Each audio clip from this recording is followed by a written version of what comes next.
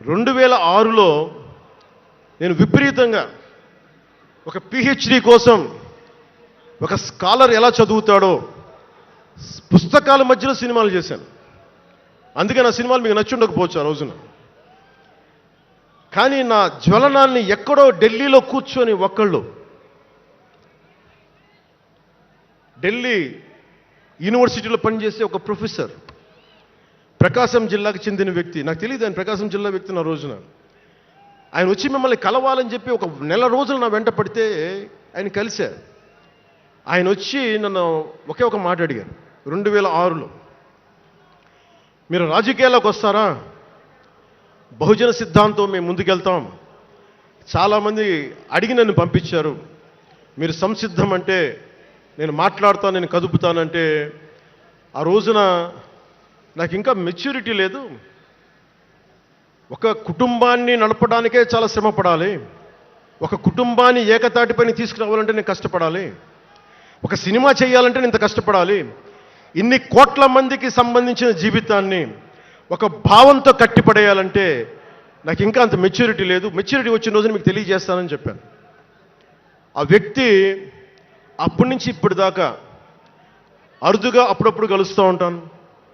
ఈ రోజున Hyderabad central university professor, మీలో కొంతమందికి తెలిసి ఉండొచ్చు, ప్రొఫెసర్ శ్రీపతి రాముడు గారికి మనస్ఫూర్తిగా నా ధన్యవాదాలు తెలియజేస్తున్నాను. వారిని వేదికపైకి రమ్మని మనస్ఫూర్తిగా కోరుకుంటా ఉన్నాను. ఎందుకంటే మీరు ఓజీ ఓజీ అని అరుస్తూ ఉంటే నన్ను సినిమాల కంటే కూడా సినిమాల్లో ప్రజలకి పనిచేసే మనిషిని చూశారు ఇలాంటి మేధావులందరూ, పోరాట యోధులందరూ. సో నాకు ఎప్పుడు కూడా ఆయన ఒక నిమిషం చూడండి, ప్రొఫెసర్ గారు మన జనసేన పార్టీ కాదు, ఆయన ప్రొఫెసరే.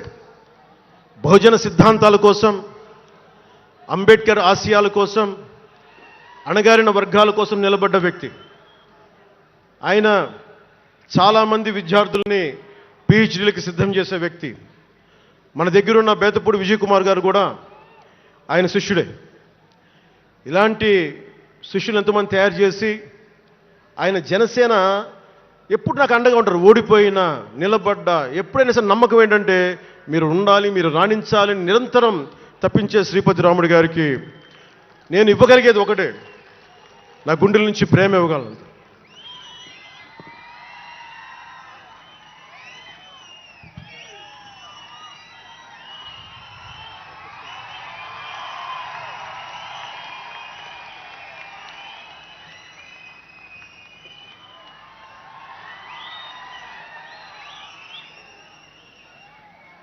అంటే కృతజ్ఞత అనేది ఎంత అవసరం, గుర్తింపు ఎంత అవసరం అంటే మనం ఏదో అయినప్పుడు కాదు, ఏవి అవ్వనప్పుడు మనం వెంట నిలబడాల్సింది.